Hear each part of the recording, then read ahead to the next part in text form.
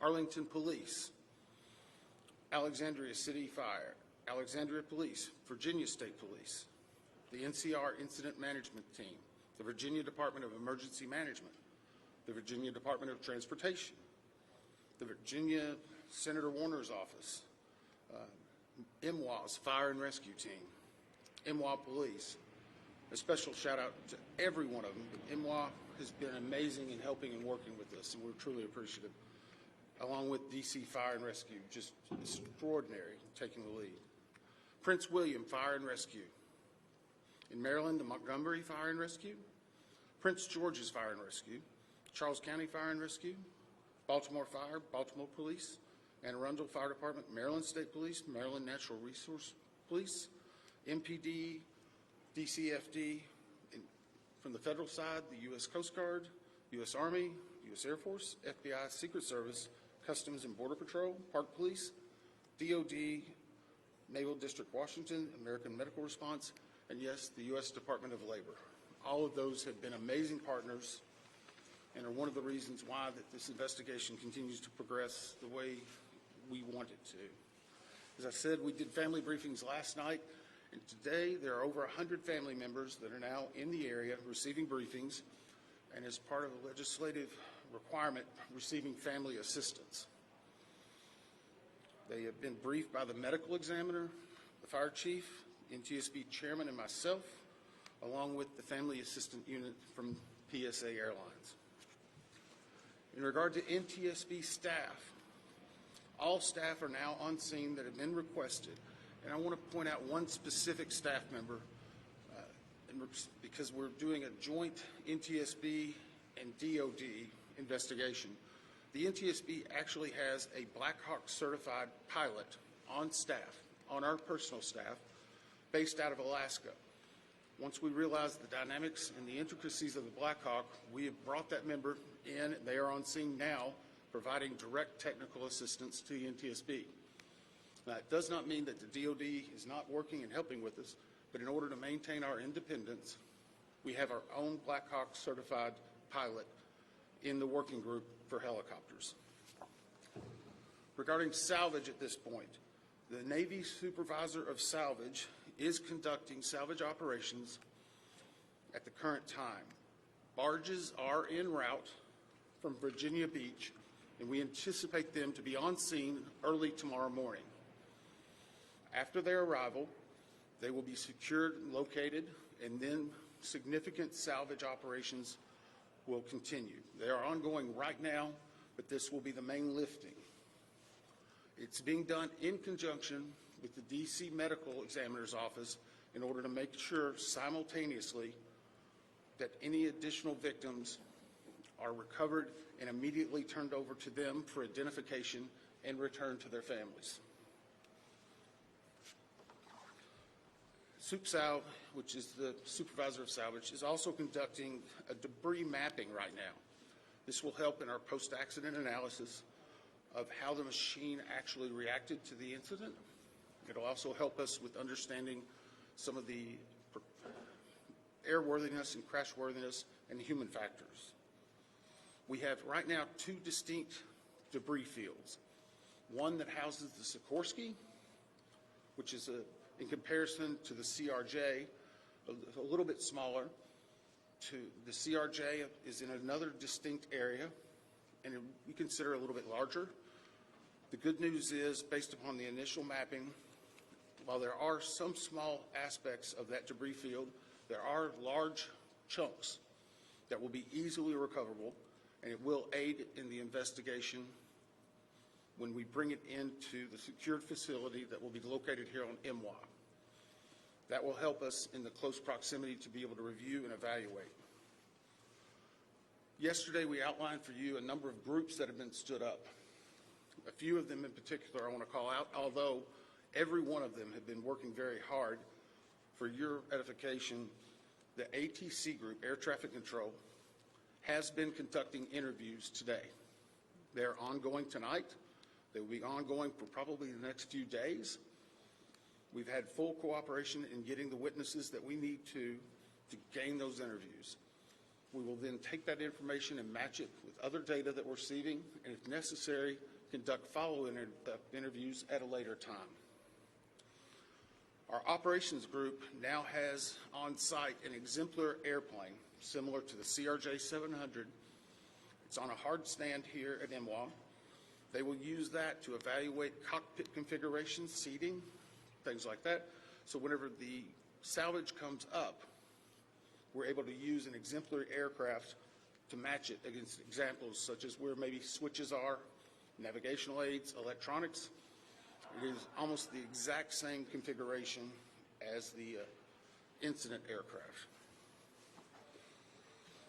I want to clarify one thing. There's been a lot of questions and discussion regarding manifest. Let me make this very clear.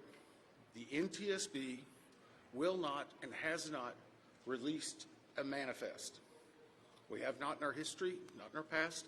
We will not be in this accident. In fact, there's specific congressional language that whenever it is in our possession, it is not available through the Freedom of Information Act. It will not be included in our report.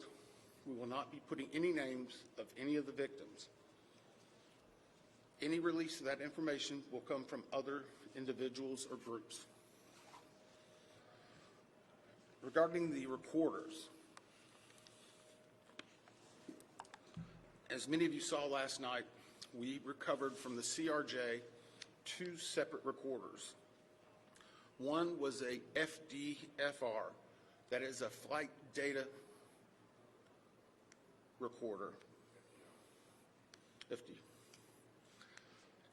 That was actually in what we consider good condition. As part of that process, it was soaked in alcohol overnight.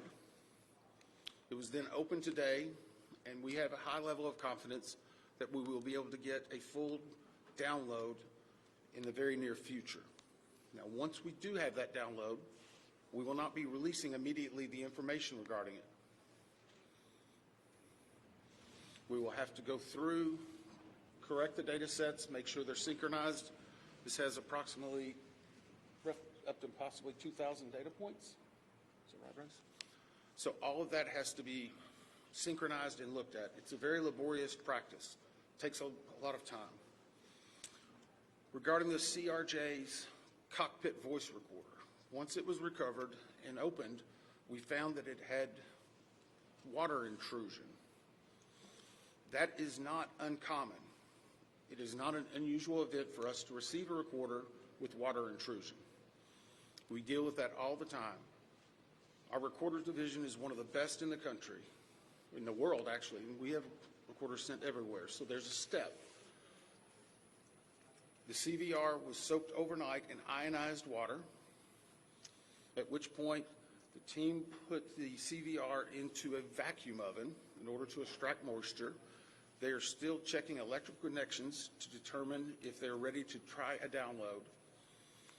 It is one step of many steps that we will take in order to get that data, but we have a very high level of confidence that we will have it.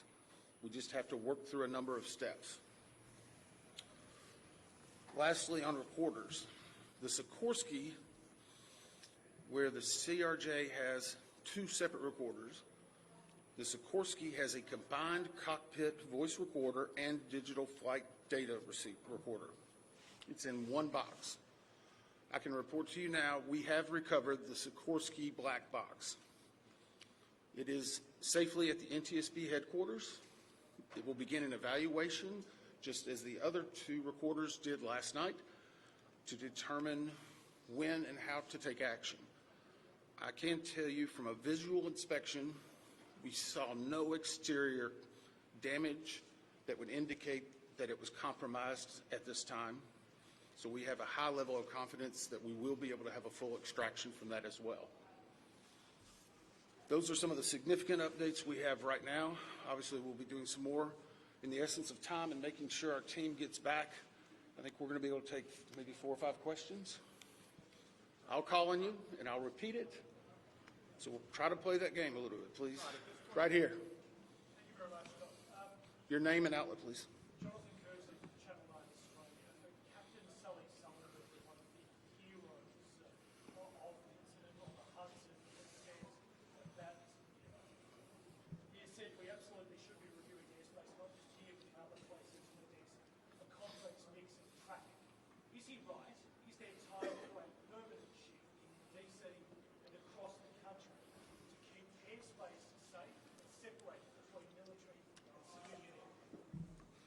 So the question for those watching, is it this time now for us to possibly deconflict or change some of the airspace where military aircraft operate with commercial aircraft?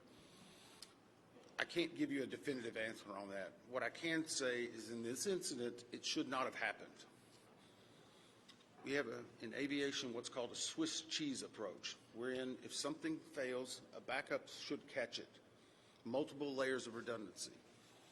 It's been a very long time since we've had a major aviation incident in the United States, and that's the reason why it's one of the safest forms of transportation in the country. But the only way they do that is by investigating what happens now and then making recommendations in the future. Again, the NTSB has done 100,000 aviation investigations. We've issued 15,000 recommendations. Over 84% have been accepted. Once this investigative report comes out, we will be advocating probably for years for changes that need to be made, but we'll not speculate on what needs to be done until we have the facts. Hey, I'll call on people. Sorry.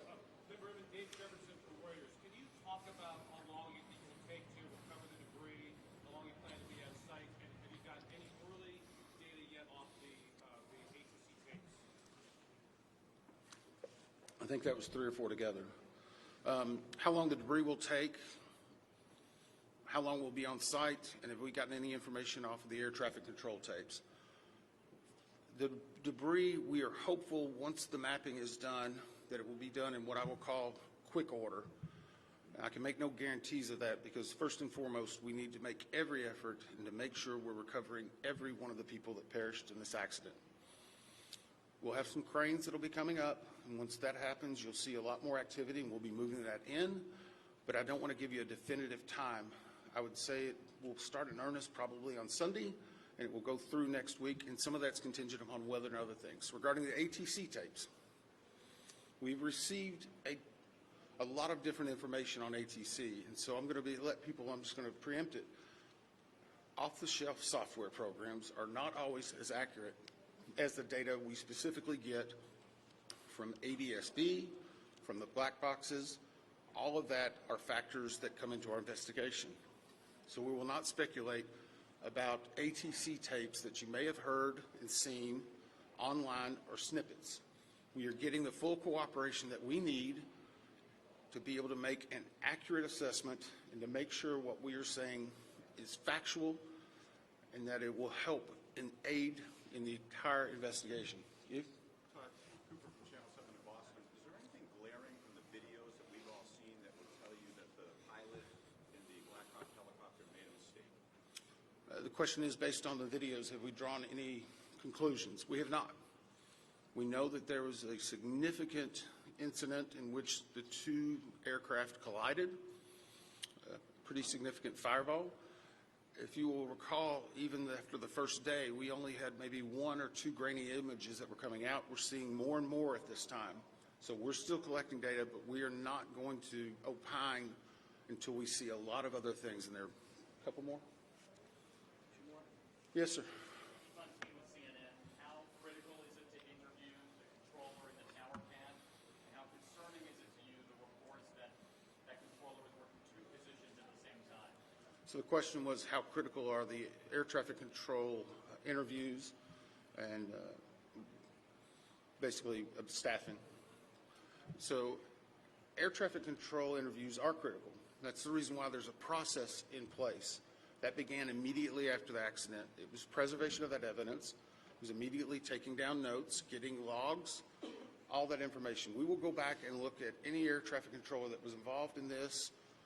We'll go back and look at their past probably 72 hours, even 2 or 3 weeks. We'll look at their training, their hiring, everything, what they probably ate that day. But it is not one point that tells us everything.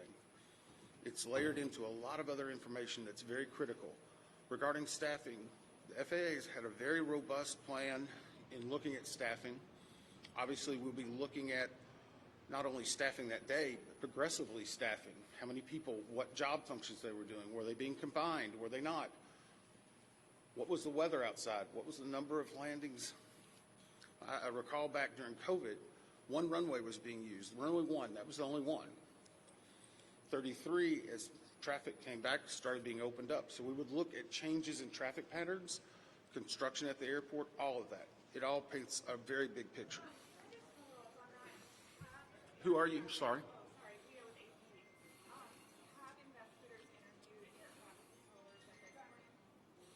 The question is, have we interviewed air traffic controllers? Yes. I think I started with, sorry. I'm sorry, the clarification, was it an air traffic controller that was working at the time of the accident? Yes. Yes. Now, I'm not going to speculate. Sorry. Nope, sorry. I'm not going to speculate. The next question is, was there 1, 2, 3? I don't have the answer for that right now. I know that the controller that was working at the time has been interviewed, and his interviews are ongoing throughout the day. Yes, ma'am. Last one.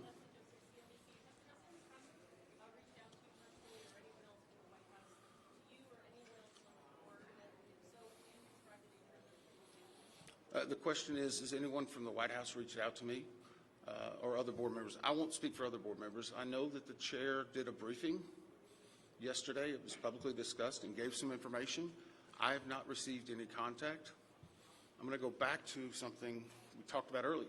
The NTSB is an independent, bipartisan board. 58 years as the gold standard. Our job is to find the facts. But more importantly, our job is to make sure this tragedy doesn't happen again, regardless of what anyone may be saying. Our investigators never want to see this happen again, and I never want to have to go back and brief another set of family like that. Thank you. Thank you very much.